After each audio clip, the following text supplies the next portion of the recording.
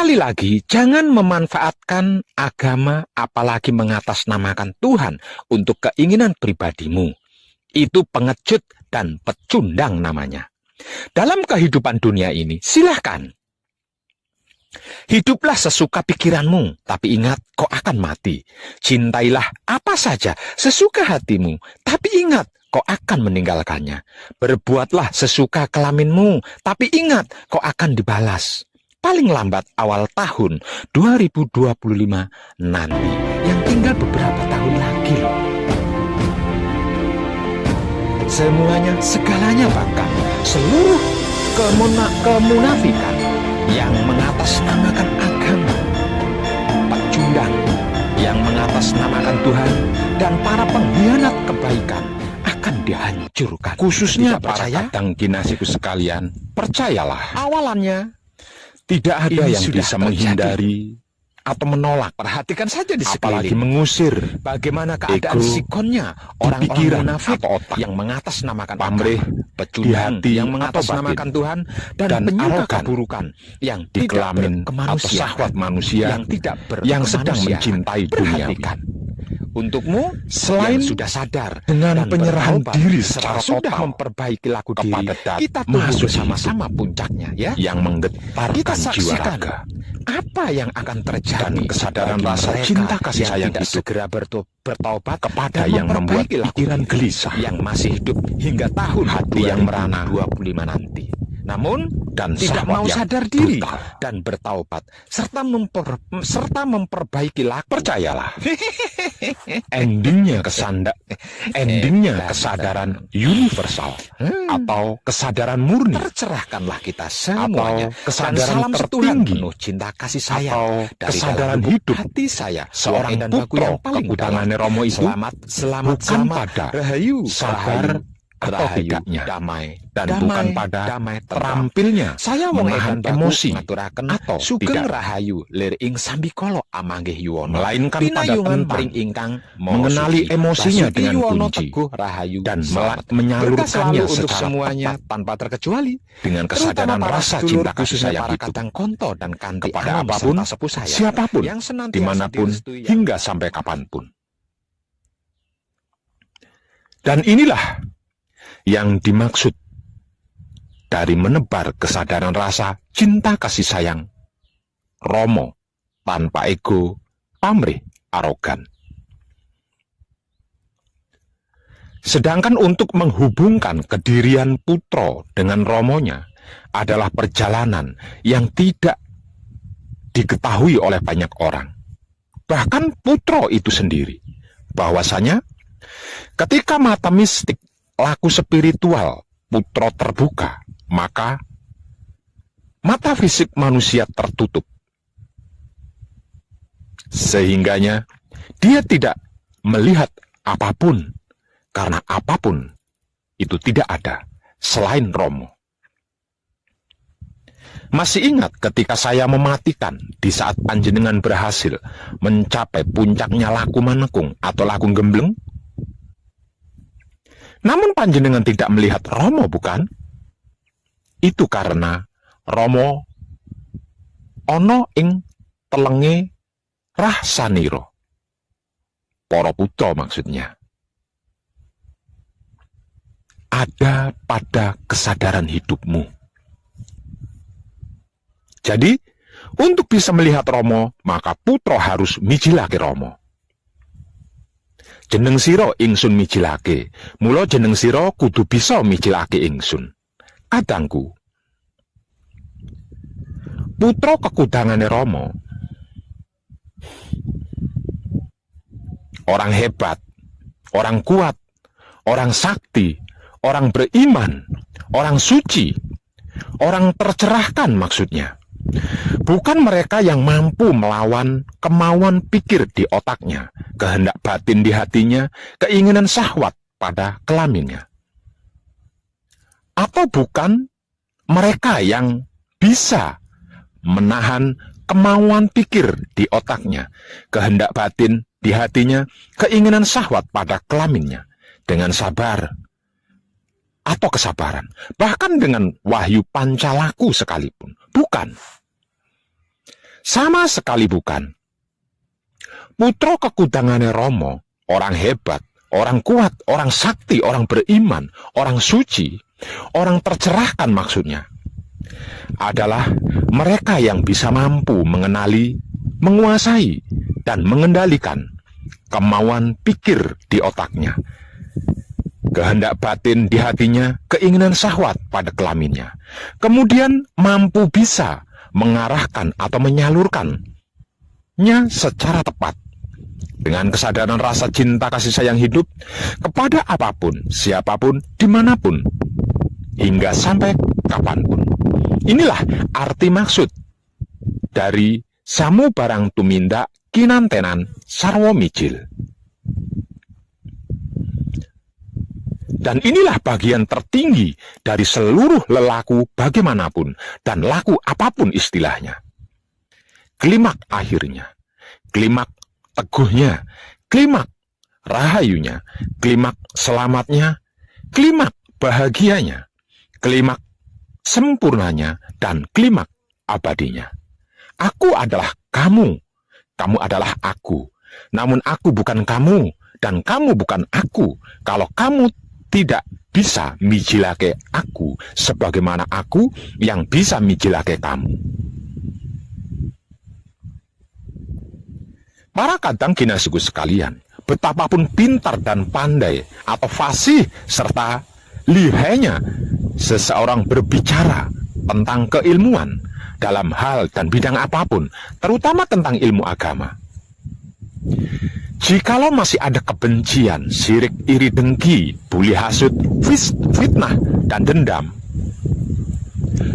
masih mencari-cari kesalahan orang lain, keburukan atau kejelekan dan kekurangan orang lain, kelemahan orang lain, menilai, mencela dan menghina, menghakimi, percayalah, sesungguhnya dia masih cetek, masih di seputar angan-angan katanya itu dan ini, belum benar-benar mengerti, belum benar-benar memahami apa dan bagaimana itu ilmu, dan apa serta bagaimana itu agama yang diyakini dan merasa sudah dimilikinya. Kalau tentang ilmu, jika masih mencari-cari kesalahan ilmunya orang lain, keburukan atau kejelekan dan kekurangan ilmunya orang lain, kelemahan ilmunya orang lain, untuk dinilai, dicela, dihina, dihakimi, kemudian dijatuhkan dan dihancurkan, dan itu mengatasnamakan perguruan atau guru di perguruannya, percayalah, selain itulah orang sombong, arogan dan jumawa, yang berpikir dangkal.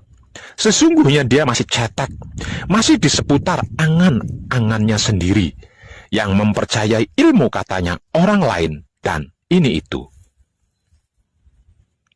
Belum benar-benar mengerti, belum benar-benar memahami, belum benar-benar mengetahui apa dan bagaimana itu ilmu yang dimilikinya. Karena tidak ada satupun guru atau perguruan yang mengajarkan dan menyuruh muridnya untuk melakukan keburukan. Jika sampai ada guru dan perguruan yang mengajarkan keburukan, berarti panjenengan salah berguru ilmu. Dan itulah yang disebut ilmu hitam. Maksudnya ilmu untuk berbuat jahat. Maka berhati-hatilah. Sedangkan kalau tentang agama, jika masih ada kebencian, sirik, dengki, buli, hasut, fitnah, dan dendam, masih mencari-cari kesalahan agamanya orang lain,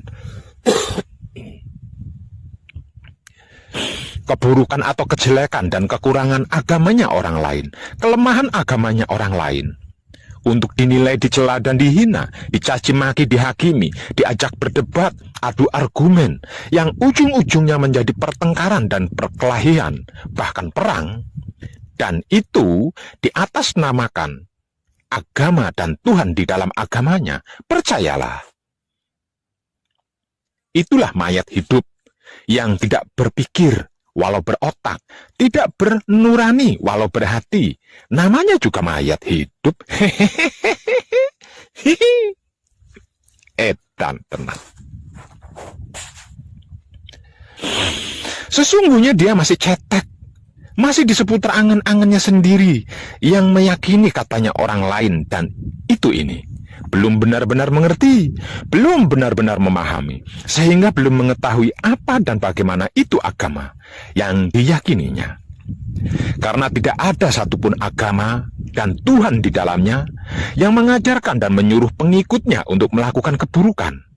Jika sampai ada agama dan Tuhan di dalamnya mengajarkan keburukan dan melakukannya, berarti panjenengan salah memilih agama dan salah memilih Tuhan. Maka berhati-hatilah.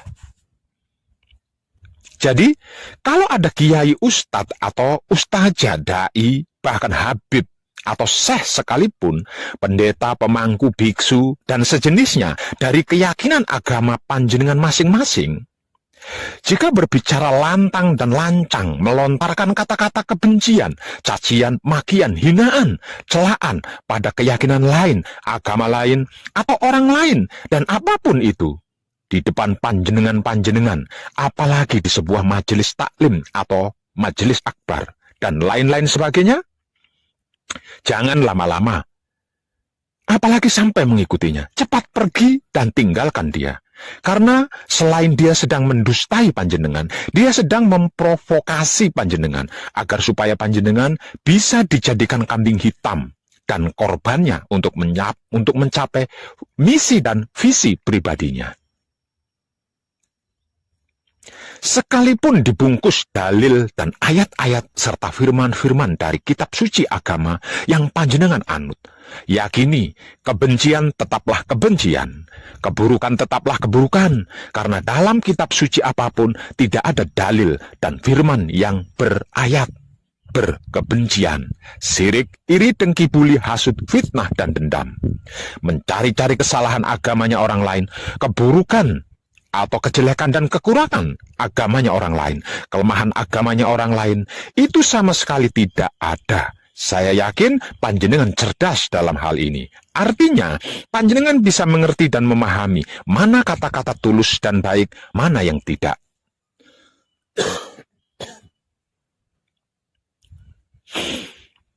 Terlebih lagi jika seorang itu mengaku putra Romo dengan mengatasnamakan namanya Romo, dan kunci dia mencari-cari kesalahan orang lain, keburukan orang lain, kejelekan orang lain, kekurangan orang lain, kelemahan orang lain, apalagi kepada sesama putra Romo. Kepada keyakinan orang lain, termasuk agama, dicari-cari kesalahannya, keburukannya, kejelekannya, kekurangannya, kelemahannya, untuk dihina, dicela, dicaci maki, tanpa sadar di akte kelahirannya, di KTP-nya, di ijazahnya, di surat nikahnya, dan lain-lainnya tercantum agama. Maka, selain itulah orang munafik dan pecundang. Sesungguhnya dia bukan putra Romo, dia hanya ikut-ikutan demi misi dan visi pribadinya, dan sedang menjadikan panjenengan sebagai korban dan batu loncatan untuk mencapai misi dan visi pribadinya. Maka, segera tinggalkan sebelum panjenengan kemomoran dan menjadi kambing hitam korban misi dan visi pribadinya. Kadang kinasiku, saudara-saudariku, ketahuilah dengan kesadaran hidupmu. Manusia itu adalah makhluk yang terbatas, sedang yang dimaksud Tuhan, apapun sebutannya, adalah bukan makhluk dan tidak terbatas. Jadi, bagaimana mungkin kita sebagai makhluk yang terbatas ini merasa memiliki kemampuan bisa mengerti sesuatu yang jauh dari kapasitas kita, bisa memahami esensi di luar kemampuan kita yang terbatas ini? Kalau ini sampai terjadi, apakah itu bukan ego pamrih dan arogan diri yang sedang bermisi dan bervisi?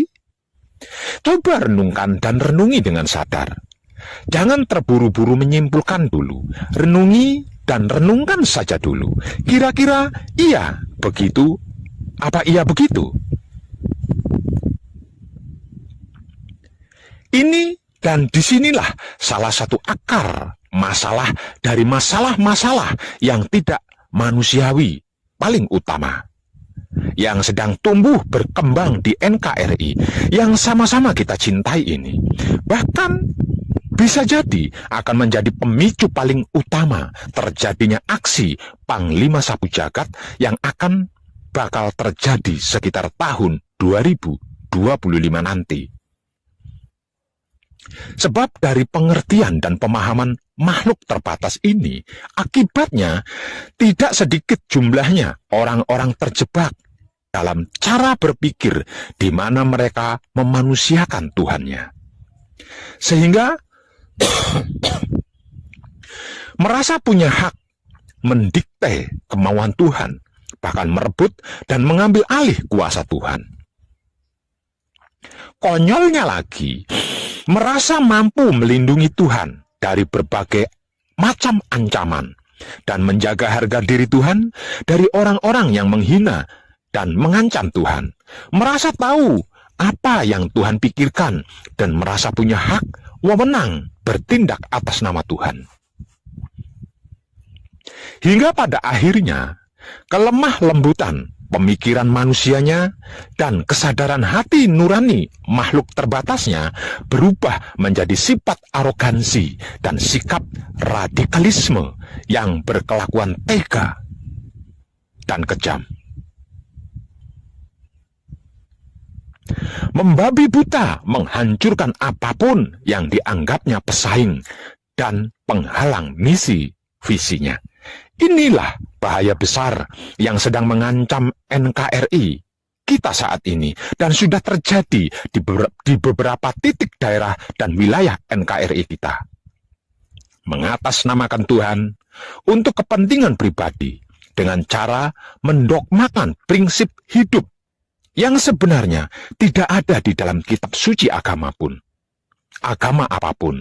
Kepada seluruh generasi muda NKRI yang sedang haus ilmu dan masih berdarah panas.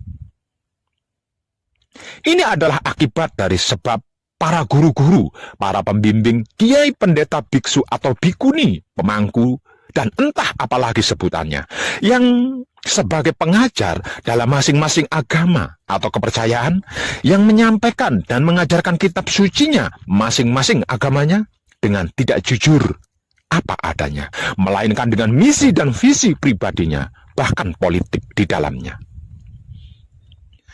Untuk seluruh para guru-guru, para pembimbing, kiai, pendeta, biksu atau bikuni, pemangku, dan entah apalagi sebutan dalam keyakinan agama apapun, kalau mempunyai misi dan visi pribadi, dimohon jangan menggunakan agama sebagai tameng dan mengatasnamakan Tuhan.